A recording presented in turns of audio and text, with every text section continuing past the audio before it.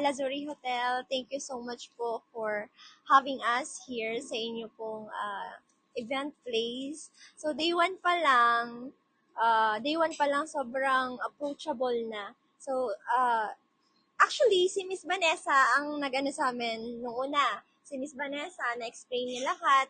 And kaya isa sa nagustuhan namin dito is yung mga staff. Yung staff nila is sobrang Warm welcome yes. and very approachable po.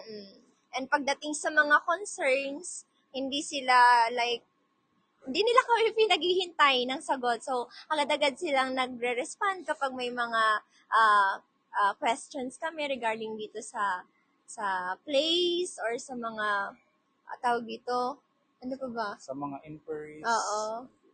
And yun po, we also appreciate po sila Ma'am Jessica, sila Ma'am Kat po and Ma'am Maxine. Lalo na po kasi from the start until end po, di po nila kami iniwan. Sobrang hands-on po sila sa amin.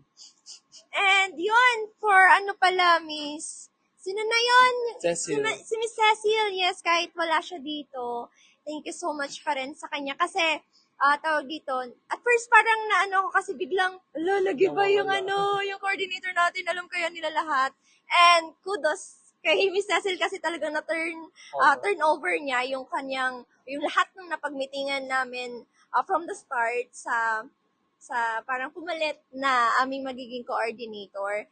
And yun, salamat po sa lahat ng naging staff namin sa aming wedding. And kudos kay Ma'am. kay Ma'am Kay Ma'am Maxine, yes, kasi sobrang niya. Parang magkakaedad lang kami, actually. And yun, talagang hindi niya ako pinabayaan. Ina-award niya yung mga photographer para sa akin. Parang, uy, grabe to. Parang, princess ako ngayon. And yun po, ano pa? And sobrang highly recommended po. Yes! Sobrang highly recommended ang Lazuri. Let's go. Sa mga gusto pong, magpakasal na, dito na kayo sa Lazuri. So, hindi kayo magsisisi na ito yung magiging event place ninyo. Kasi, sa staff pa lang, wala na kayong magiging problema. So, yun lang po. Thank you so much po, Lazuri Hotel.